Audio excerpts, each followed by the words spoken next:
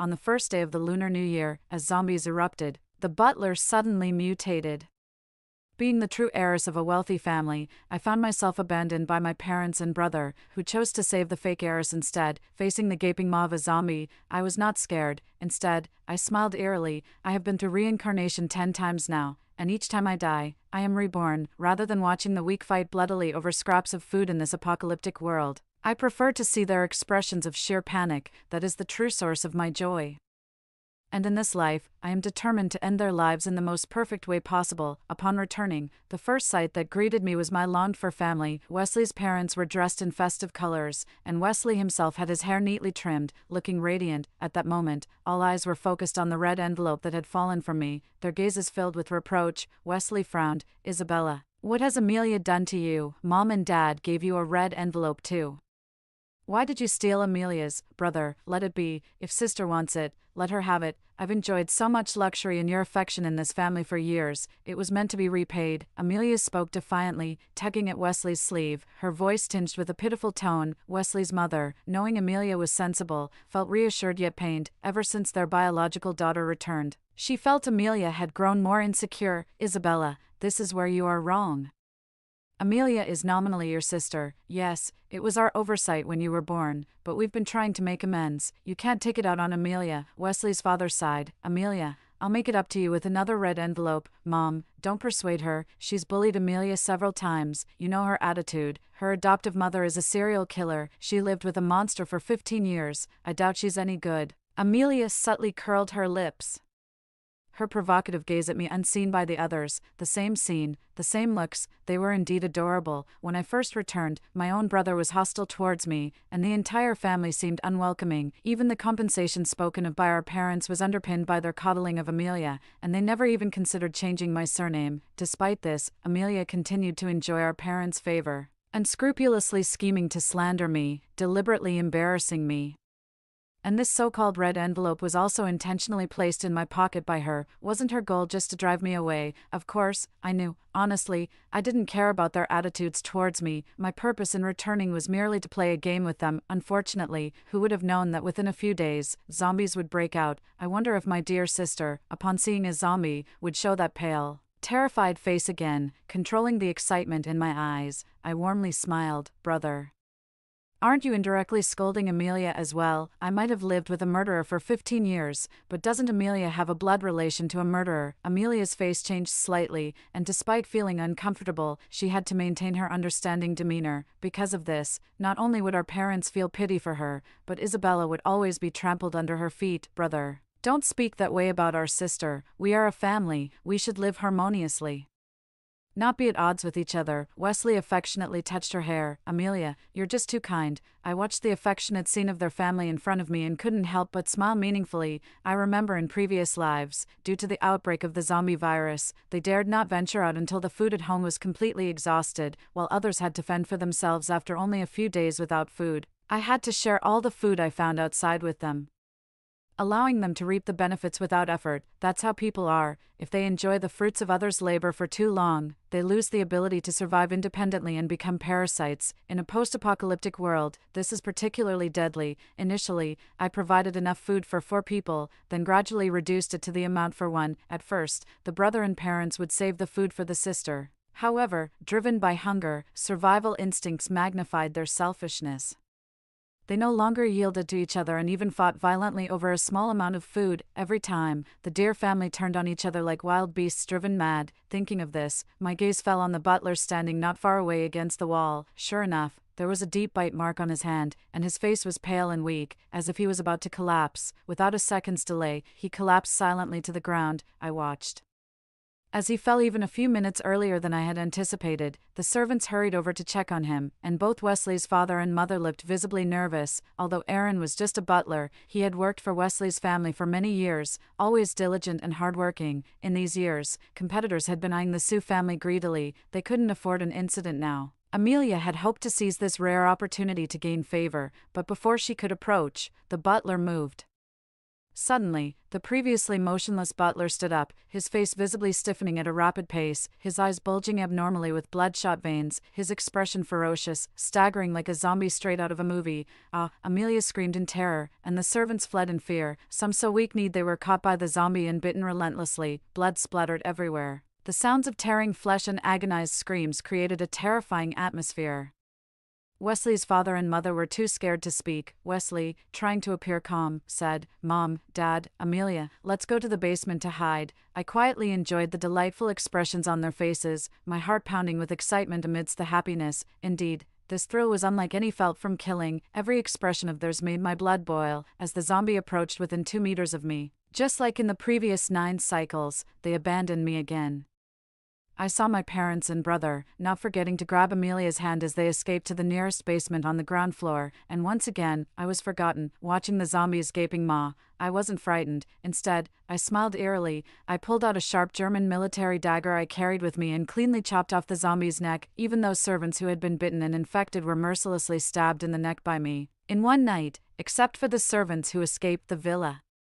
I had killed all the zombies inside. Bodies lay everywhere, the thick scent of blood permeating every corner of the hall. I expertly disposed of the bodies in the garage, repeatedly wiping the bloodstains on the floor until I was satisfied. After cleaning the dagger and disinfecting it, I cherished it back into its sheath and concealed it in my clothing. At the same time, I knocked on the securely locked door of the basement. "Mom, Dad, are you in there?" Wesley's mother, leaning on Wesley's father. Choked up, "Isabella, are you all right?" I squinted with interest. "Mom, don't worry, I'm fine." What a good mother, concerned about me, or worried I might turn into a zombie. Wesley's mother hesitated. "So, what should we do now?" Wesley shook his head repeatedly. "Mom, it's too dangerous outside. We can't open the door. I just watched a live broadcast from the authorities. The zombie virus has broken out globally, and many people have been infected. We can't take that risk. But what about our sister? She's still out there." Amelia, looking anxious, pleaded, "Brother, let's open the door. I don't want our sister to turn into a zombie. Besides, we are family." Wesley frowned upon hearing this. Family, he had never accepted Isabella as his sister. No one could replace Amelia. Isabella, what was she? Just a murderer's daughter. I remained calm, with no turmoil inside, based on my so-called sister's pretentious speech. Her desire to let me in was obviously fake. Among them, she was the one who most wanted me to turn into a zombie. Since they weren't opening the door, there was no need for me to keep waiting here. Once they ran out of food in the basement, they would naturally come out. I decided to leave them hanging for a few days as a small punishment, walking out of the villa and heading towards the city center a few kilometers ahead. The neighborhoods along the road and the streets themselves were in disarray. On what was supposed to be a festive day, the streets were deserted, and the big red lanterns hanging at the entrance of malls were all destroyed by zombies. Cars were overturned everywhere, as others hid in their apartments. They looked strangely at the girl who dared to come out alone. My God, who is this, daring to come out alone? These zombies are so terrifying. This girl must be tired of living. My lord, another one to turn into a zombie. A few zombies noticed me and lunged at me with bared fangs. I quickly stepped back, catching a glimpse of the onlookers in the windows, a slight smile appearing on my lips despite the chaos. I swiftly drew my dagger, and using my agile movements, quickly dispatched the approaching zombies. It seemed the zombies learned that I was not to be trifled with, as they dispersed quite temperamentally, with the surprised gazes of others upon me. I made my way to an underground supermarket. The supermarket was large, stocked with all the essentials, and what's more, everything was free. However, the sight of a bloody cashier's desk and uninfected bodies under the shelves made me cautious. It was clear that there were others here besides myself. I chuckled softly to myself, almost as if I had stumbled upon something amusing. As I continued to explore the supermarket, I saw several women on the ground, stripped of their clothes and covered in blood. I glanced briefly at them, then looked up to see a muscular man not far ahead, and turned to find another burly man behind me. They looked rough and ready, clearly not good people. I pretended not to notice their predatory stares and smiled warmly. That's great, I thought I was the only one. The zombies outside are really frightening. Uncle, did you also escape here? The two men looked puzzled as they exchanged glances filled with meaning. The muscular man was the first to respond. Yes, young lady, with us here. We'll protect you. Really? I exclaimed, surprised yet skeptical. But why aren't the women lying on the ground moving? And why are they undressed? I glanced at their sleazy faces and saw through everything. Was it you? The burly man tried to smooth things over. Of course, it was the zombies. We've already taken care of them, I nodded, my gaze piercing, deliberately lowering my guard to bait them. Seeing me drop my guard, the two men grew excited, inching closer while reassuring me that this place was safe and that they would protect me. Unable to contain himself, the muscular man tackled me when he was less than a meter away. Little darling, let me give you a kiss, this tender girl. I want to be the first to taste. The muscular man paused. Feeling something wet on his stomach, looking down, he saw a cold dagger plunged into his belly, blood gushing out in deep red streams. We looked eye to eye, and I smiled sinisterly. Not so fast, I didn't agree. The burly man exploded in anger. You little bitch, are you asking for death? I swiftly pulled out the dagger, blood splattering onto my clothes, and pushed the body off me. I dodged the burly man's kick. It's not me who's going to die, it's you, damn it. The burly man gritted his teeth, but he was quickly subdued by me. From a young age, my foster mother trained me. Besides going to school, I spent my days practicing so-called killing techniques on animals she captured. After 9 cycles, killing had become almost second nature to me, but I never actually enjoyed killing. What I really liked was seeing the expression of despair and fear on people's faces when they faced death. That was my true pleasure. I didn't kill the burly man right away. Instead, I simply knocked him out and tied him up in the freezer of the storage room. To prevent him from calling for help, I stuffed his mouth with several sanitary pads. After everything was set, I packed a large backpack with plenty of compressed biscuits and mineral water. This should last me about 4 days. After 4 days, there would be 3 days of heavy rain, which would be followed by the first wave of a zombie surge in this post-apocalyptic world.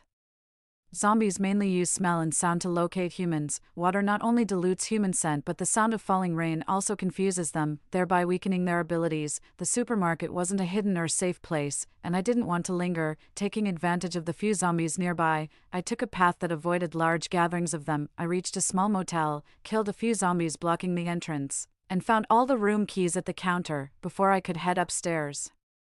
I heard banging and desperate cries from above. Bang, bang, bang. Open the door. Is anybody there? The voice of a girl breaking down reached my ears, sounding vaguely familiar. I know you're in there. Why won't you open the door? Abigail Grace, I always do what you two ask. You sent me to buy lunch, so I went. You treat me like a sidekick. I've never spoken ill of you. You always leave me behind. Can't you think of me this time? The zombies haven't reached here yet. What are you scared of? Why won't you open the door? As I ascended the stairs, the one banging on the door turned out to be Evelyn, universally regarded as a model student by the school teachers. I heard her family was poor, and upon discovering that Abigail and Grace were well off, she desperately became their lackey, not only leading the bullying of other students with them but also making some extra money on the side, one face for the teachers, another for the peers. She played the two-faced game even better than my seemingly sweet sister. Seeing the keys in my hand, Evelyn looked as if she had seen a savior. Isabella, is it you? Great, you have the keys. Can you open the door for me? I ignored her, just checking the room number on the key, and headed towards the room at the end of the hallway.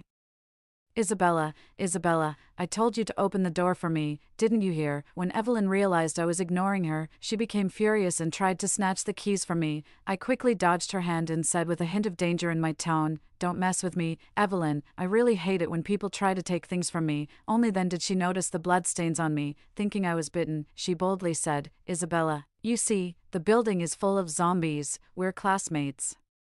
You can't just leave me to die, right?" And you, suppressing the discomfort inside, I suddenly changed my tone and forced a kind smile. "What good are they? Stick with me instead. I'll take good care of you." Evelyn was clearly scared. You're not turning into a zombie, are you?" "I'm not hurt, don't worry. This isn't my blood." Hearing faint noises from the stairwell and terrified of the zombies, Evelyn quickly agreed to my plan. Little did she know what awaited her was my full intent to kill. Naughty things are better dealt with sooner rather than later. In this short time, the world has descended into complete chaos. Emergency high-level alerts have been triggered worldwide. Governments have deployed their militaries to suppress the mutated zombies and have announced measures to ensure the continued supply of internet, electricity, and water.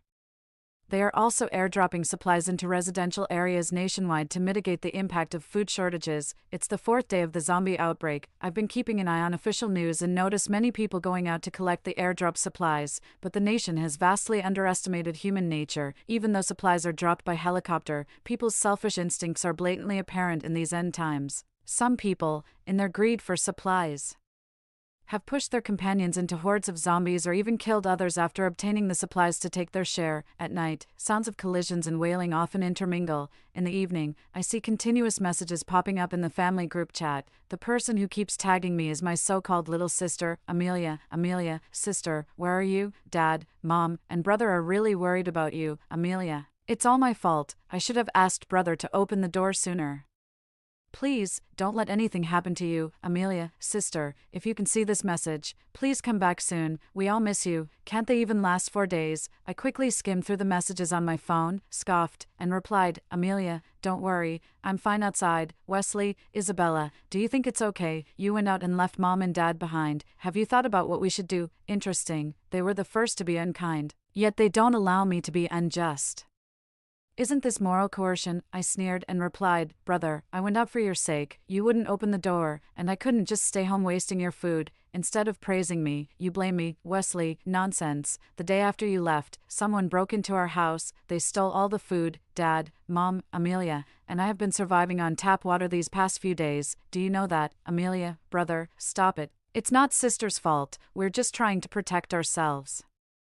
It's not my sister's fault. In the end, it's all about blaming me. This feeling makes me very uncomfortable. Wesley, if you're not infected and have a shred of conscience, bring back some supplies. Don't let me look down on you. Isabella, without our parents taking you in, you would have been an orphan by now. How righteous he sounds. Wesley's father. Enough. Wesley, hold your tongue. Wesley, Dad, I'm not wrong. Besides, isn't this what you all think? Wesley's mother, Isabella?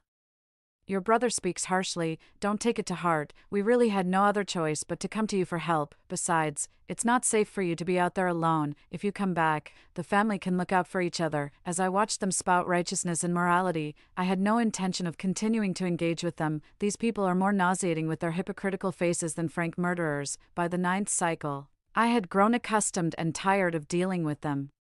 My gaze fell on the blood-stained plastic bags in the corner of the room, and a flower bloomed in my heart. It felt like indulging in a juicy watermelon on a scorching summer day, unable to hide the excitement within. This time, I was sure to preserve them in a brand new way. Finally, it was the 5th day. The hustle and bustle seen during the new year had completely vanished by now. The streets were empty except for the wandering zombies.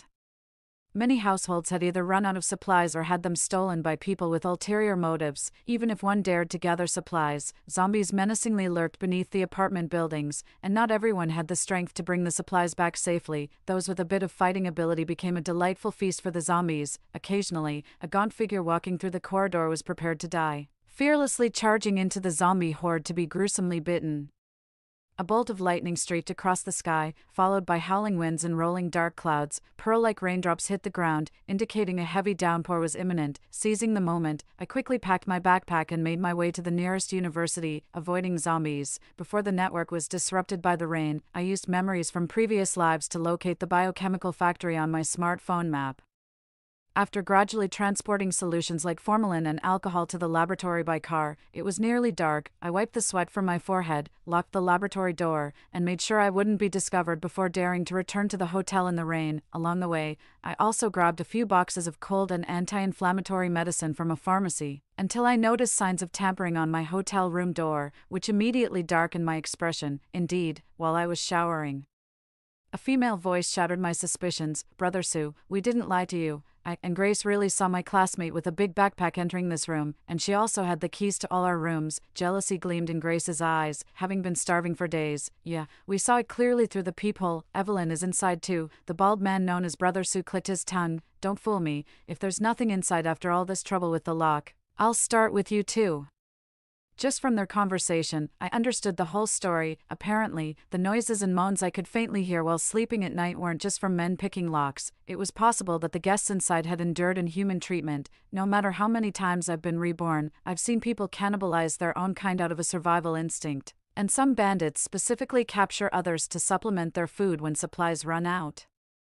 It's nothing unusual, so these two are planning to join this bandit in robbing my supplies. Click, click, the sound of the lock being picked continued, and the door began to shake. I quickly dressed, grasped the freshly cleaned dagger, and hid at the corner near the door, ready to strike. Outside the door, Abigail exclaimed in surprise, Brother Sue, the door is loosening up. You're amazing. Brother Sue is indeed Brother Sue. No wonder he's so formidable. Hearing their encouragement, Baldy felt a bit of pride. He ferociously pulled and knocked at the lock, which didn't endure more than a few minutes before it was pried open beyond recognition. It's open, it's open. Just as the door swung open and Baldy was about to step inside, I, hidden by the wall, swiftly stabbed him in the lower back right under Abigail and Grace's watchful eyes. Baldy cried out in pain and swung the steel pipe in his hand towards my head. I quickly sidestepped, pulled out the dagger, and distanced myself from him. Instantly, a long gash appeared on his lower back, pale and ghastly. Slowly, blood began to ooze and then spurt out violently from the wound. With his face contorted in anger, Baldy clutched his bleeding wound. Seeing him like this,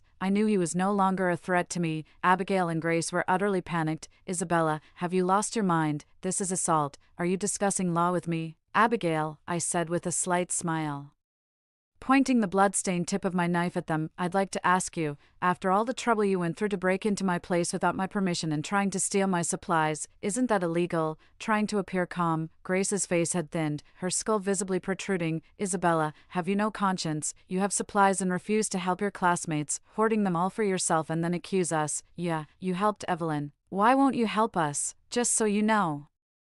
We heard your conversation with Evelyn. Watching them go back and forth, I picked up a bag from the corner and threw it in front of them. Take a look for yourselves. Their eyes lit up, initially thinking it was supplies. They grabbed the bag, but as they tussled over it, the bag tore open and a round human head fell out. Screams. Upon a closer look, a pair of bright, terrified eyes and a grotesque face with a severed neck full of coagulated blood sent chills down the spine. Wasn't this Evelyn? Abigail and Grace were instantly terrified, their eyes filled with fear and disbelief as they looked at me. Abigail's pupils constricted, her body trembling with fear. You actually killed someone. I paused, then laughed. Abigail, you're quite something. What times are we living in now? If I hadn't killed her, I would have been the one dead. You think just because you're young, you can ambush and defeat me? Do you think I'm a vegetarian? Baldy spat out, used to looting and killing. Such minor threats did nothing to faze him. Ignoring his bleeding wound, he kicked the severed head aside, his fighting spirit soaring high. I, far from panicked, assumed a defensive stance. The steel pipe swung towards me, tracing an elegant arc in the air. I thought it would surely hit my temple, but my dagger faintly caught it. Seizing the moment of his shock, I kicked fiercely at his groin. He screamed in agony, staggering backward. This is all on you. I didn't plan to let him off. When Baldy was defenseless, I kicked him to the ground and stomped on his head, stabbing his throat several times with practiced ease. Blood splattered. Disgusted, I frowned, quickly wiping off the blood that had sprayed onto my face, while catching Abigail and Grace's pale expressions out of the corner of my eye. A chilling breeze blew from behind. Abigail and Grace were covered in goosebumps from head to toe. Suddenly, the sky was lit with flashes of lightning and the sound of thunder roared. My face, smeared with blood, resembled a roaring beast, terrifying them to their core. In a panic, they rushed to escape, but in their haste, both tripped over the doorstep. I revealed a warm and clean smile, gripping a dagger as I slowly approached them. You two have 3 choices. 1, be killed by me. 2, be bitten to death by zombies. Or 3, let me choose for you. Decide for yourselves. I'm actually quite nice. Anyway, you're going to die.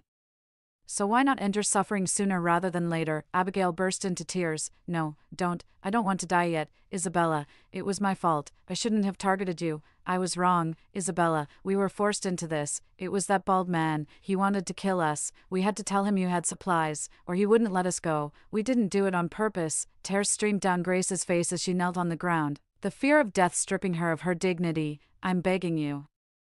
Please spare me, please. Both began to bow down to me, their heads knocking against the floor loudly, groveling and showing their ugliest sides. They abandoned all dignity and decency in their desperation to live. At that moment, I couldn't describe my feelings, and I didn't even bother to lift my eyelids. Enough with the nonsense. If you won't choose, I'll choose for you. Realizing that pleading was futile, Abigail stopped bowing, as the blade nearly slit her throat.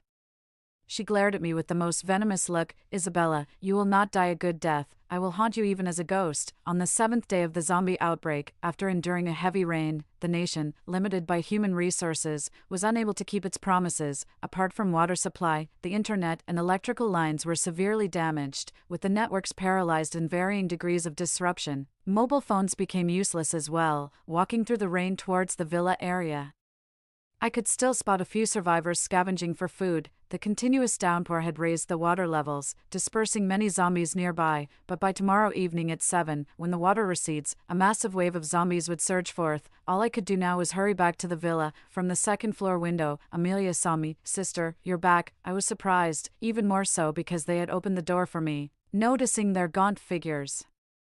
I managed to hold back my emotions and handed the backpack to Wesley. "Brother, I've brought supplies. You can't blame me now, right?" "That's more like it." Wesley was very satisfied. He took out compressed biscuits from the backpack, biting into them one after another, and didn't forget to share with his father and mother. The three of them devoured the food, a far cry from their usual haughty demeanor. I smiled faintly, noticing Amelia hadn't touched the compressed biscuits.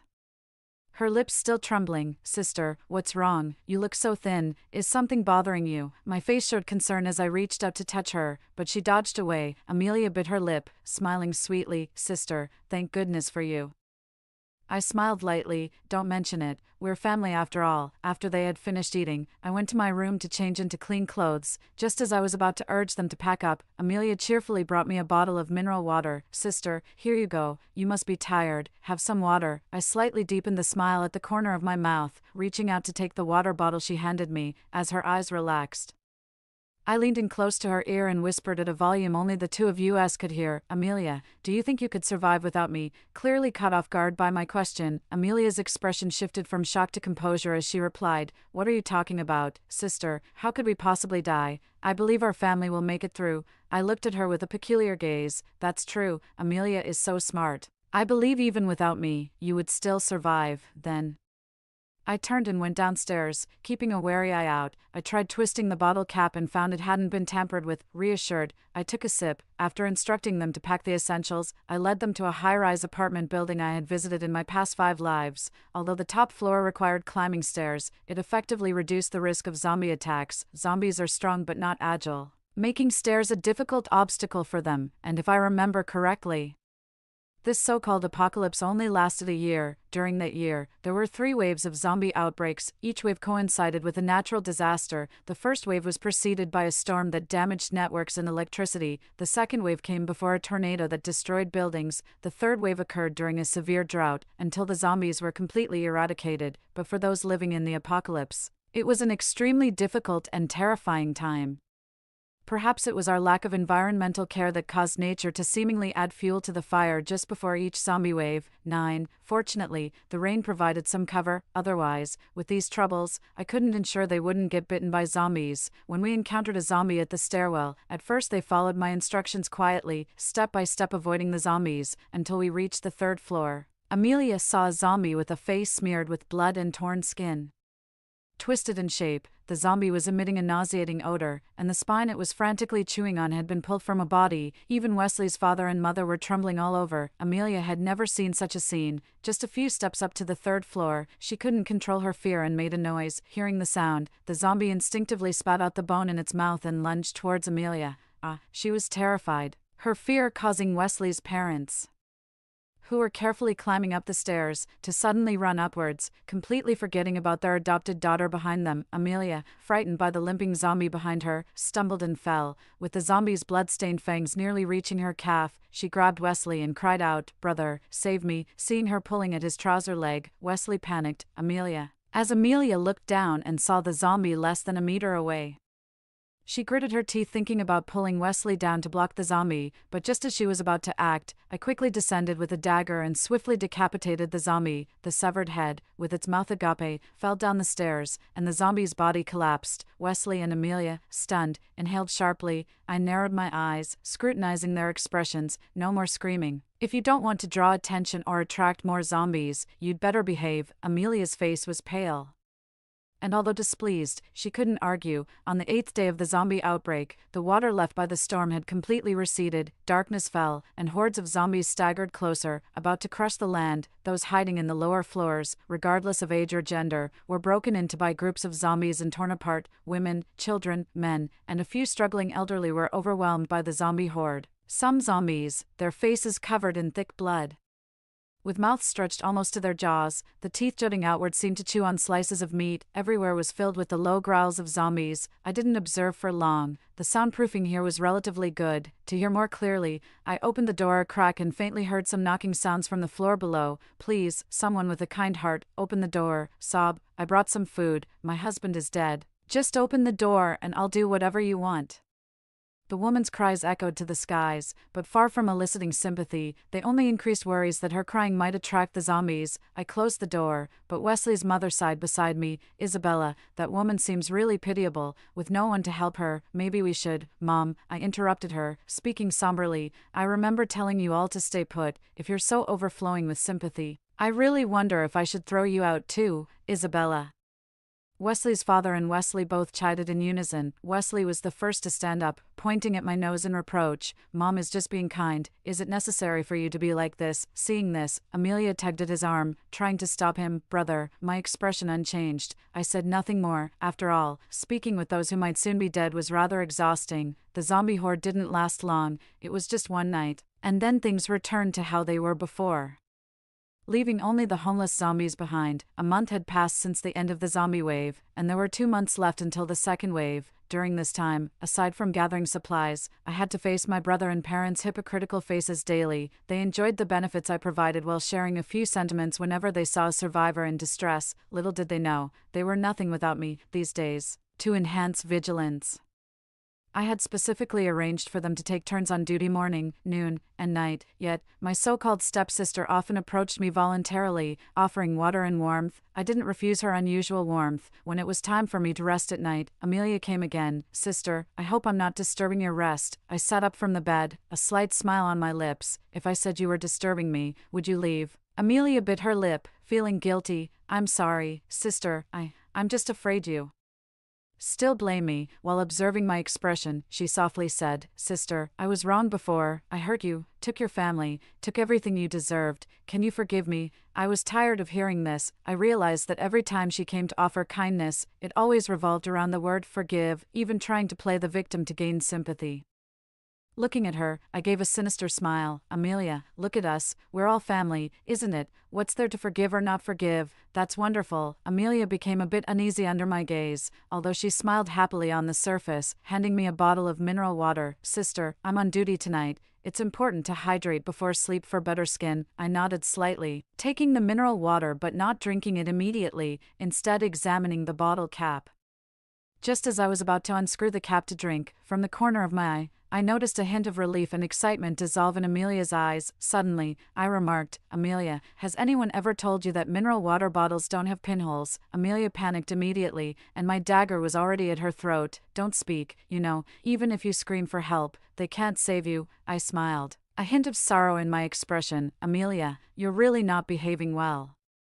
Do you really think I didn't know that you were deliberately delivering water these past few days to lower my guard? You know, I don't actually want to kill you yet, but you just had to provoke me. Amelia trembled all over, on the verge of tears. Sister, I was wrong. Did I allow you to speak? My smile deepened slightly, seemingly gentle, yet my hand showed no mercy as I drew a bright red cut across her fair skin with the dagger. Terrified, Amelia clamped her mouth shut as tears uncontrollably streamed down her face. I closed the door, found a rope, and quickly tied her up like a mummy, also tearing off a corner of my own shirt to gag her. Looking at the shallow wound on her neck, I felt a twinge of regret. Everything was about to end, yet you had to disgrace yourself. I haven't decided how to deal with you yet. You'll stay here for now. Amelia's tears fell heavily, filled with fear and despair.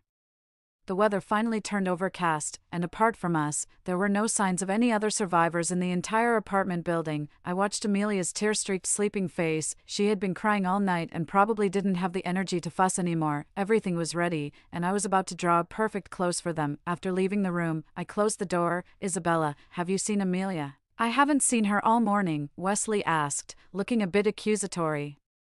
I couldn't help but smile. Brother, you forgot. Amelia was on night shift last night. She's asleep now. Wesley frowned but didn't say anything further, just shot me a fierce glare. Unbothered, I approached Wesley's parents and spoke directly. Mom and Dad, it looks like it's going to rain soon. Staying here isn't the safest option. When I was scouting for supplies earlier, I found that Qingyang University was undamaged by zombies. It might serve as a temporary refuge for us.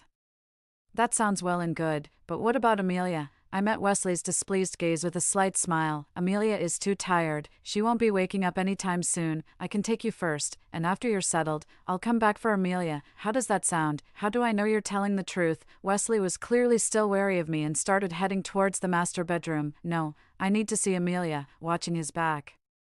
I thought about how I had saved his life and provided for him all these days. For a girl who wasn't even really his sister, he showed neither gratitude nor fairness. Such an ungrateful wretch. Wesley's father stopped him. Wesley, listen to your sister. Amelia is still sleeping. Don't disturb her. With his father's intervention, Wesley reluctantly stopped his attempt to check on Amelia. The rain came quickly, dodging zombies. I quickly led them to the biological laboratory.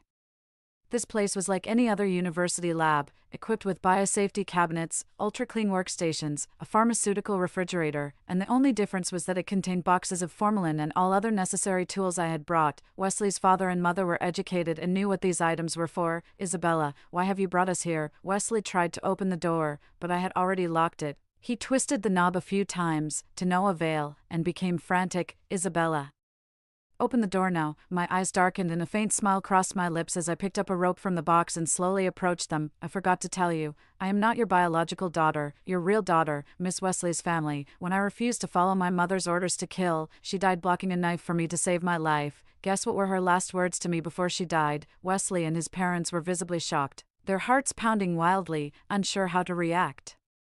She said she had long wanted to die, and the reason behind her suicidal thoughts was your carefully nurtured faux daughter. Wesley's mother reacted as if she had been electrocuted, tears swirling in her eyes. That's impossible. I restrained my smile, finding her tears insincere. You didn't know, did you? Your real daughter, whom you've been searching for all over the world, has been in the same middle school as your faux daughter for 3 years. Amelia has been bullying her.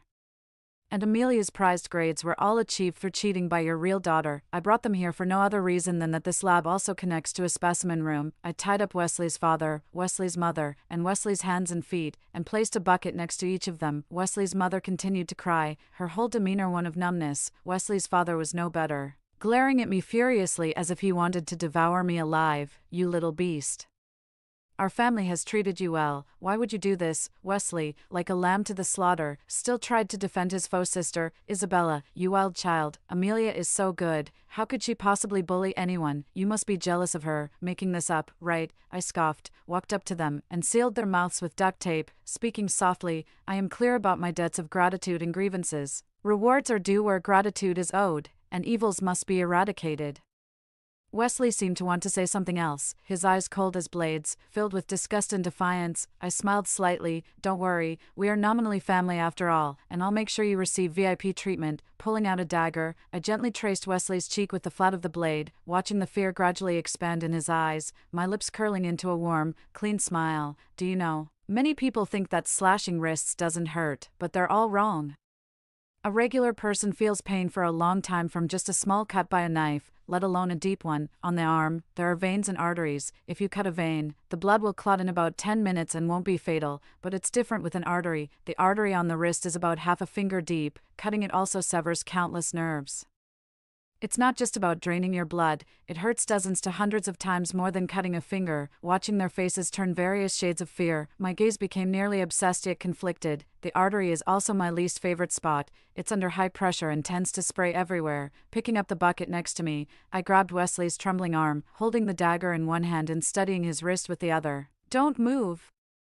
I've taught myself anatomy and know where the blood vessels are, but if you move and I cut the wrong spot, I won't mind making an extra cut. Wesley shook his head frantically, squirming on the ground like a caterpillar. I noticed that his trousers were wet, with a suspicious liquid flowing beneath him. I frowned in disgust, located the pulsation points, and deftly made a fresh cut on each of his hands. The depth was moderate, not enough to kill him immediately, but sufficient to make him endure both fear and pain. As the blood gushed out, I quickly placed his bound hands into the bucket. Turning to Wesley's parents, I showed no mercy, humming a tune nonstop as I went about my business. Their gazes shifted from initial shock to gradual despair. When they looked at me again, it was as if they were seeing a terrifying monster. By the time I returned, it was already 5 in the afternoon. Considering the time, Amelia hadn't eaten in almost a day.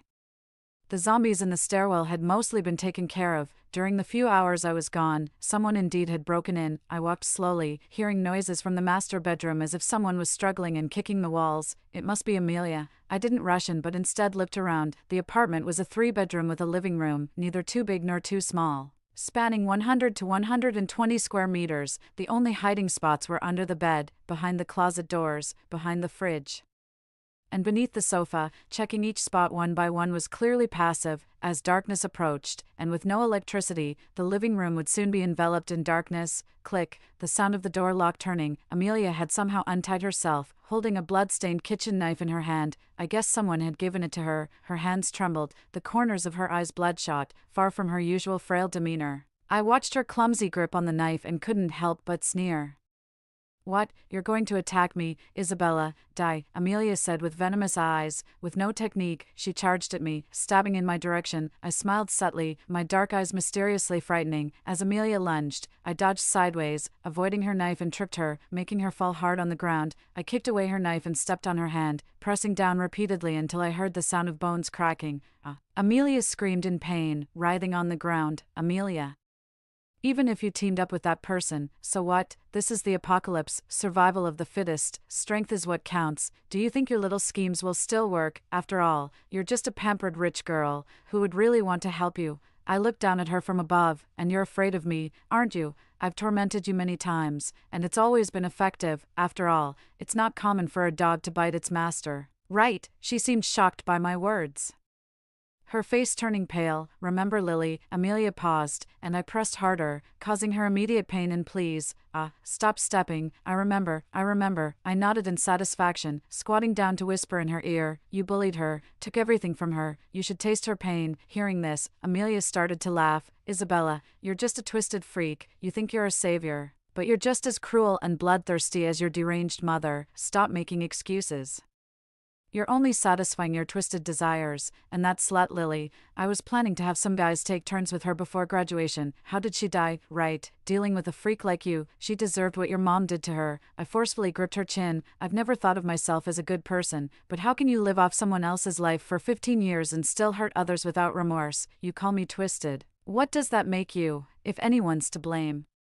It's her own bad luck. Not like I wanted to trade places. It's her fate. She had it coming," Amelia said. "Amelia, you remind me of a certain bird. On the surface, you appear harmless, but deep down, you're profoundly malicious. This bird is both wicked and lazy at heart, relying on deception to usurp nests for reproduction. How are you any different from them? What gives you the right to speak such cold words?" Out of the corner of my eye, I caught a glimpse of a figure in the depths of the master bedroom's porch. "Right, as death approaches, all you have left is your venomous tongue." I pulled out a dagger and cut off Amelia's tongue, then stabbed her repeatedly in the abdomen. As she lay dying, I poured the formalin I had prepared onto her wounds. Formalin can preserve, but once it contacts human flesh, it corrodes it. That should be punishment enough for her. Blood pooled on the floor, and Amelia, her mouth full of blood, was unable to speak or move her hands, struggling in pain on the ground. Jordan emerged from the master bedroom, Amelia's bloody tongue lying at his feet. "Long time no see, Miss Isabella. You certainly didn't disappoint me." Jordan, an infamous villain, was like my biological mother, both skilled in deception. His modus operandi involved turning living people into specimens. He had killed numerous people, and after my mother was shot, he had caused several bouts of social panic. The police had been investigating, but due to the vast search area and the randomness of the crimes, it was difficult to pinpoint a suspect. Later, with the outbreak of the zombie virus, he became even more reckless and developed a taste for human flesh. Jordan knew my biological mother, otherwise, he wouldn't have pursued me like a hunter stalking its prey through 10 cycles of reincarnation, even brazenly stating his desire to eat me, until the apocalypse ended. He was eventually captured by the military and died by gunfire. I think, to a large extent, the survivors in this apartment were killed by him. The reason he hadn't acted until now was merely to use Amelia to witness a game of prey killing each other. He and my biological mother were cut from the same cloth, enjoying manipulating others and filled with indifference. In fact, I had always known he was tracking me, from the second day after I left. I monitored their every move from the back door of a nearby villa. Initially, I was just being overly cautious, but with Jordan's appearance and the reincarnation of my fake sister, I discovered new amusement and tactics. Amelia not only remembered the 9 times I tormented her, but she also revealed my true identity to Wesley's parents. They clearly didn't believe in such unscientific phenomena, otherwise, they wouldn't have been so easily deceived by me into coming to Qingyang University, becoming part of the specimen room, and even after the apocalypse ended, the military discovering these specimens would think they were Jordan's work. As for the message Amelia sent me 3 nights later, it was indeed because they were desperately hungry since Jordan had entered the villa, agreed with her, and took all their food. Unfortunately, Amelia miscalculated. Jordan was never going to help her, he was just using her to lure me out. Since that was the case, I also decided to use his plan against him, keeping them a bit longer to create perfect specimen models. Maybe it's a case of twisted minds thinking alike, otherwise, I wouldn't continually be called a kindred spirit by Jordan, nor would he insist on challenging me. I don't consider myself normal either. After all, I wasn't as devastated by Lily's death as I had imagined. Even the tears I shed in front of the police, I'm not sure if they were for Lily, or just to avoid suspicion. I stared up at Jordan, towering over me, and made up my mind. Facing an opponent so much stronger than myself, my usual strategy was to strike first and catch him off guard. If I could just immobilize him briefly, I had a chance to take him down with a single move. I moved swiftly, using the cover of darkness to hide and change direction, lunging with a dagger towards his blind spot. The sharp blade grazed a shallow mark on Jordan's neck. It didn't hit its mark. Jordan reacted quickly, seizing my wrist that held the knife and squeezing lightly, causing intense pain that made me drop the dagger. He grabbed my kicking leg easily and pinned me to the ground. Ignoring my struggles, Jordan wrapped his arms tightly around my waist while his legs heavily pressed down on mine, immobilizing me completely. He couldn't help but sniff at my neck, intoxicated by the scent of a young woman.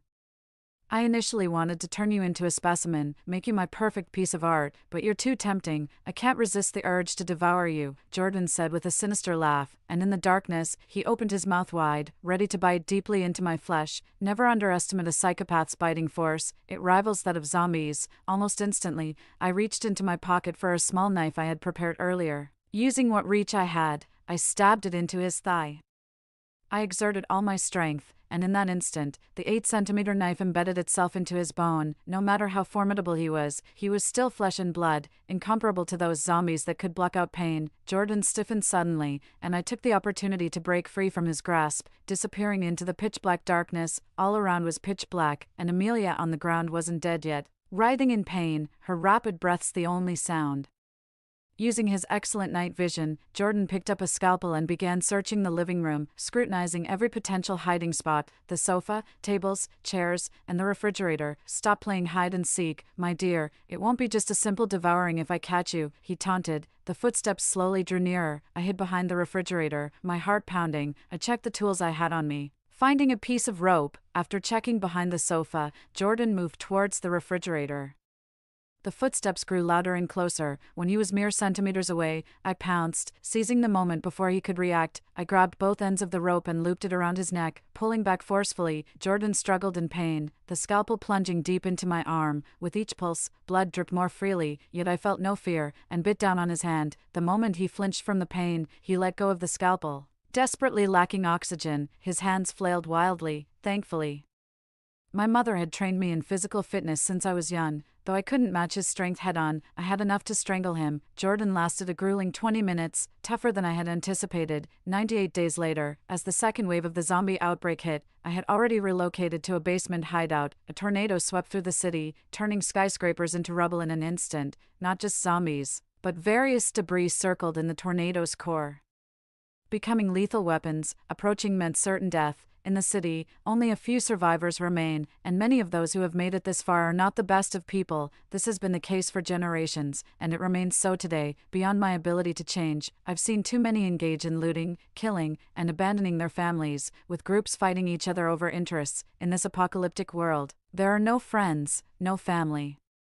No right or wrong, only survival is the ultimate truth. But isn't the very essence of being human our ability to discern right from wrong, even in the absence of order and law? As humans, we should embody virtue rather than vice. At the very least, we shouldn't harm our fellow beings to ensure our own survival. The saying goes, if no one offends me, I offend no one, but if someone offends me, I will retaliate. Everyone should maintain their own moral boundaries, otherwise we are no different from animals. The third wave of a zombie outbreak came 300 days into the apocalypse. A severe drought had hit, and with the relentless heat, water supplies were cut off. Before this, I had collected many airdrop supplies and had a good stock of bottled water. It lasted until the zombies were completely eradicated, and a large contingent of military vehicles crossed through the streets. I heard the sounds of people cheering and rejoicing. I knew the apocalypse had ended. Yet, I couldn't feel happy. My name is Isabella, the daughter of a serial killer. Since I can remember, my mother taught me how to torture animals. The first gift she ever gave me was a German military dagger. She taught me how to use it, showed me the various weak points on animals and humans, instructing me where to strike for maximum effect. She even demanded daily high-intensity physical training from me, like leg kicks, sit-ups, and push-ups, if she caught me slacking. Her first action upon returning would be to lock me in a cage without food for a day and night. In public, she always appeared gentle and kind, always smiling, but in front of me, she was perpetually cold. My mother would leave the house every day, sometimes returning late, sometimes not for days. Over time, I learned to cook and to be like my mother, charming others to win their favor for the necessities of life. Whenever she returned, I felt no joy. As I could always smell a strong fishy scent on her, like the smell of blood, I knew what it meant but never spoke of it. Under her long-term psychological control, I increasingly wanted to escape her grasp. In middle school, I was socially adept, easily gaining my classmates' favor and gradually understanding the manipulations of this age group. School was divided into bullies and the bullied. Such was life, with people mockingly superior to others. I despised them, yet I remained objective. One day, while on my way to a part-time job, I saw several schoolgirls surrounding another girl, slapping and kicking her, with a fashionably dressed girl recording it all. Initially, I didn't pay much attention. Later, I learned from classmates that the bullied girl was isolated because she was disliked by another girl in her class. Her name was Lily. Every time after school, I would see her getting bullied in different places, perhaps out of some personal bias. I gradually got close to her. After getting to know her, I realized she was more introverted, sensitive, and frail than I thought, always lacking confidence and continually doubting herself due to minor issues. Lily's parents were divorced, and she lived with her father, who always belittled her. After her father remarried, her life became even more difficult. Every time her father went to work, her stepmother would find various reasons to vent her anger on her. Even though she was an excellent student, she was constantly bullied at school by a girl named Amelia. Amelia would have thugs corner her, force her to eat grass from the roadside, lick shoes, eat chalk, and place disgusting liquids on her chair. They would even post videos of themselves slapping her on social media to show off. All of this was instigated and directed by Amelia. Each of these acts was incredibly malicious. All I could do was comfort her when she was sad, allowing her to release her emotions. Although I'm not very knowledgeable about the law, I remember well what my teachers taught me in class. I once asked her why she didn't call the police, and she told me despondently that it was useless. I thought she was just scared. So I once called the police deliberately when Amelia was making a video of her kneeling down. The police arrived quickly, and everyone involved was detained. Teachers and parents from the school came too, but what awaited Lily was not justice, but her father's insults and slaps. Amelia, backed by the juvenile protection law and her parents' influence in the city, got off with just a verbal warning, video deletion, a written promise, and an apology, along with a small amount of compensation for emotional distress. My first reaction to this outcome wasn't sadness for Lily, but an unprecedented excitement. I knew my opportunity had arrived. From the beginning, my approach to Lily was never out of kindness. Since middle school, I had been looking for the right person. This person had to be someone who had been abandoned and ridiculed by everyone. Only then would they be valuable, because only then would I be the only one she would desperately protect, and that right person was Lily. My mother is beautiful and shrewd, usually deceiving others with her superb acting skills, always cautious even around me. Given the technology was not very advanced at that time, I still haven't caught her in the act of murder,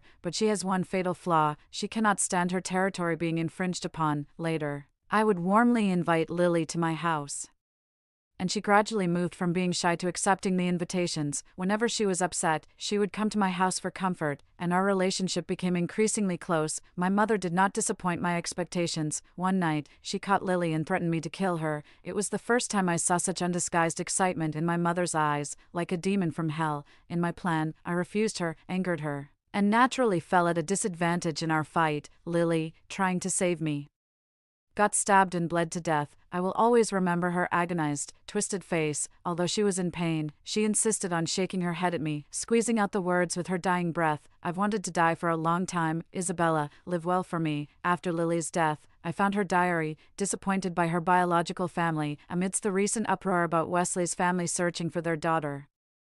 Lily had secretly investigated her own origins and had always known that Amelia's parents were her real parents. She had called the police before, but just as before, it was useless and only led to more intense retaliation. Even at the police station, she witnessed her biological parents' unlimited doting on Amelia. No matter how big the mistake, Amelia just had to act spoiled and pitiful to receive the indulgence and care Lily could never even dare to dream of. In that moment, Lily knew clearly. Even if she were to be accepted into that family, there would still be no place for her. She gave up, and I took her place. Soon after I joined Wesley's family, Lily's parents and brothers showered all their affection on Amelia. Anything she wanted, she would fight me for it. Relying on her status in the household, she constantly provoked me. She not only enjoyed bullying others but also liked to play the weakling in front of me. Calling her pitiable was an overstatement to make me submit. Amelia even got the thugs who had bullied Lily to attack me, but her plan backfired. I dealt with those thugs, and they ended up being detained. I started to retaliate, but my brother and parents sided with Amelia. That brainless, deluded brother of mine always thought I was jealous of her, and believed that I was the one bullying her. Then, when the zombie outbreak occurred, I tormented them across 10 lifetimes. In the first lifetime, as they emerged from the basement, I pushed them one by one into the zombies and watched them get devoured. In the second lifetime, I killed them directly. In the third, I chopped them into pieces and threw them into a horde of zombies. In the fourth, I started studying dissection and used them as my subjects. In the fifth, I cut out their tongues, severed their limbs, and turned them into helpless creatures. In the sixth, I raised them only to have them kill each other. Including this 10th life, I made them suffer tenfold. 100-fold the pain Lily endured. On a lush, vibrant afternoon, I sat alone by Lily's grave. Lily, it's been a long time. I haven't visited you. There's something on my mind I need to tell you. From the beginning, I was using you. I approached you just to understand your situation better and to gain your trust. I know you won't forgive me after hearing this, but I still need to say, I'm sorry. And Amelia, I made her experience the pain you went through. Everything is over now, and I will heed your advice to live well. Lily's side story 2. When I was 8, my dad discovered my mom's affair. From then on, he began drinking heavily and came home late from work, frequently losing his temper and hurling the vilest insults at my mom. All I could do was hide in my cramped bedroom, listening to their arguments and the sound of breaking bottles and jars. Gradually, as my dad grew tired of fighting, the way he looked at me changed. I was too young to read emotions in someone's eyes, but I could still faintly sense his barely concealed hostility. After my parents divorced and my dad remarried, my already fragmented life got even worse. My dad despised me, and my stepmom abused me. At school, just because some peers disliked me, I faced ostracism. Once, while I was washing dishes, I accidentally broke a plate. Upon seeing this, my stepmom flew into a rage. Worthless girl. Can't even wash dishes properly. What good are you? She grabbed a broom from the corner and started beating and kicking me, her words venomous as if laced with poison. Your dad is a failure too, earns so little, always complaining. No wonder his ex-wife ran off with someone else, marrying such a loser. You really deserve to be cheated on. If it weren't for your father, I wouldn't have ended up like this. It's all your dad's fault. You're no better. Looking just like a child born out of wedlock with your mother's affair. No wonder your dad despises you. My stepmother's beatings grew fiercer. I didn't care about the insults, but when she revealed those cruel truths and shattered my last hopes, it felt as though someone was slicing through my soul. Before my parents started fighting, my dad used to care about me. He would stand up for me like other parents did for their children. He used to ask if I was being bullied at school. Even if I came home late, he would panic like any other father. When did it all start to change? Maybe it was when he found out about my mom seeing someone else, or perhaps it was when he heard the neighborhood gossip. I finally understood the suspicion and disgust hidden in his gaze every day. Tears inevitably slid down my nose. There was a moment when I wished I knew nothing, always submissive. I grabbed my stepmother's broom and struggled against her, even in such circumstances. I chose to defend my father. Don't you dare talk about my dad like that. I won't allow it. But it was futile. I was left bruised, and my dad paid me no attention. Even when he spoke, he just looked at me coldly. Lily, I work hard enough already. Earning money every day isn't easy. And you, just a consumer at home. Can't you understand a bit? But it wasn't always like this. The dad I knew before wouldn't look at me with such unfamiliar eyes. When I had a fever, he would carry me to the hospital. If I was hurt, he would gently pat my back and soothe me. Lily, it's okay. Dad is here with you. No. After being punished, I was locked in my room, not allowed to come out for meals. He didn't even glance at me. At school, Amelia didn't let me off either. She provoked the whole class to ostracize me, forcing me to do her homework. Sometimes during tests, she would drag me into helping her cheat. After school, she would join up with thugs to beat me for about 35 minutes, tired out. She would then force me to do humiliating things to record and boast about in her circle of friends. I couldn't understand why she hated me so much. One day, while kicking my stomach and laughing loudly, she revealed a long-hidden truth. Lily, do you know what I hate most about you? It's your face. The more I look at it, the more disgusted I get. You say your dad doesn't care, your mom cheats, and your family's scandals are all over the place. How can you still show your face at school? Why don't you just die? Later, I found out that Amelia wasn't really her parents' child. There had been a mix-up. Her targeting me was because I bore a striking resemblance to her real mother. With this realization, I secretly checked my birth certificate. Everything came to light, but I wasn't as happy as I thought I'd be, because after Amelia drove me to a mental breakdown, I finally chose to protect myself legally. But the outcome of the wait broke me again. Amelia's bullying intensified.